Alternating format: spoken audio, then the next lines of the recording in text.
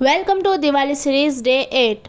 Diwali outfit part 1 में देखा था कि मैं दिवाली आउटफिट बनाने वाली हूँ, लेकिन क्या पार्ट 2 में दिवाली आउटफिट कंप्लीट हो पाएगा? मैं ऐसा इसलिए बोल रही हूँ क्योंकि कुछ भी स्मूथली नहीं जा रहा था। दिवाली कल ही है और इसको बनाने में बहुत ही मुश्किलें आई जा रही थी और अब टाइम बिल्कुल भी नहीं बचा था। क्यों? क्योंकि ये रात थी और अगले ही दिन दिवाली थी और सिलाई करते करते मुझे 2:30 बज चुके थे और अभी सिर्फ नेक पार्ट ही कंप्लीट हो पाया था। मुझे ऐसा लग रहा था कि इसे डिजाइनर सूट बनाने की प्लानिंग कहीं मेरी फेल ना हो जाए। इतनी रात को बेचारी मेरी मम्मी भी मेरी हेल्प कर रही थी, पर ये आखिरी हेल्प लेने के बाद मैंने उन्हें सोने के लिए भेज दिया। और जैसे इस मशीन को भी नींद आ रही हो, ना सिलाई सही से दे रही थी, ना ये काम कर रही थी और तो और सुई भी टूट गई थी इसकी। तो सिलाई ठीक से ना होने की वजह से अब तो मैंने भी हार मान ली थी। तो सब कुछ पैक करके मैं जा रही थी सोने, पर इस विश्वास के साथ कि अगली सुबह से जरूर कंप्लीट करूंगी, मतलब दिवाली के दिन। तो हो चुकी है सुबह और आ चुकी है दिवाली, तो फटाफट सारा काम कंप्लीट करके मैं बैठ गई हूँ अपना आउटफिट कंप्लीट करने। तो अब बारी थी इसके बैक पार्ट को एक डिजाइनर लुक देने की, जिससे ये सिंपल लुक एक डिजाइनर लुक में तब्दील हो जाता है। और इसके लिए बैक पार्ट में मैंने लुपी लगाई और लुपी में लगाने के लिए डोरी बनाई और डोरी में लगाने के लिए मैंने छोटी पिलो साइज की लटकन बनाई।